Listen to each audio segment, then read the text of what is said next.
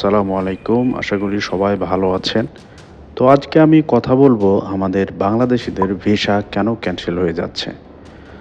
তো এই ভিডিওটি পুরোটি দেখতে থাকুন, তাহলে আপনারা বুঝতে পারবেন। তো বর্তমানে অনেক প্রবাসী ভাইয়েরা ছুটিতে যাচ্ছেন ইউনাইটেড আরব আমিরাত থেকে বাংলাদেশে। তারপরে অনলাইনে দেখতেছেন তাদের ভিসাটি ক্যানসেল দেখাচ্ছে। এর পিছনে মূলত প্রধান 4টি কারণ রয়েছে। তো ভিডিওটি দেখতে থাকুন, আমি এই 4টি কারণ বিস্তারিত আলোচনা করতেছি। 1 নাম্বার হচ্ছে ছুটি নিয়ে কোম্পানির ঝামেলা। ধরেন কোম্পানি আপনাকে 1 মাসের ছুটি দিতে চাচ্ছে, কিন্তু আপনি চাচ্ছেন 2 মাস। কোম্পানি 1 মাস দেওয়ার পরও আপনি যদি নিজের ইচ্ছায় বাংলাদেশে 2 মাস থেকে যান, অর্থাৎ ওভার স্টে করেন, তখন কোম্পানি দেশে থাকা অবস্থায় আপনার ভিসা ক্যান্সেল করে দিতে পারে। আর এ কারণেই এখন সবচেয়ে বেশি ভিসা ক্যান্সেল হচ্ছে।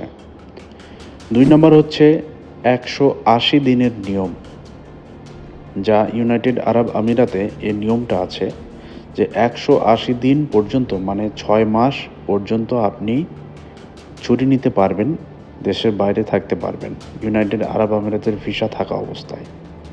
তো আপনি যদি কোনো কারণ ছাড়াই একটানা 180 দিন অর্থাৎ 6 মাসের বেশি আমিরাতের বাইরে থাকেন, তবে আপনার ভিসা অটোমেটিক বাতিল হয়ে যাবে। এবং 3 নাম্বার হচ্ছে কোম্পানিকে না জানানো। কোম্পানিকে না জানিয়ে অতিরিক্ত ছুটি কাটালে বা যোগাযোগ বন্ধ রাখলে কোম্পানি আপনাকে পলাতক দেখিয়ে ভিসা ক্যান্সেল করতে পারে। 4 নাম্বার হচ্ছে ভুয়া তথ্য বা গুজব। অনেক সময় সোশ্যাল মিডিয়াতে ফেক নিউজ দেখে প্রবাসী ভাইয়েরা আতঙ্কিত হয়ে পড়েন। মনে রাখবেন, বৈধভাবে কাজ করলে এবং নিয়ম মেনে চললে কোনো কারণ ছাড়া ভিসা বাতিল হয় না। তাই সমাধান হলো, কোম্পানি যতদিনের ছুটি দিবে ঠিক ততদিনের মধ্যেই দুবাই ফিরে আসুন।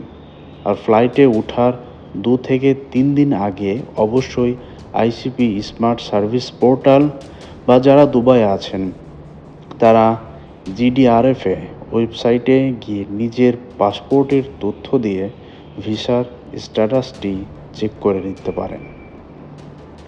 তো যাই হোক, এই হচ্ছে আজকের ভিডিওটি।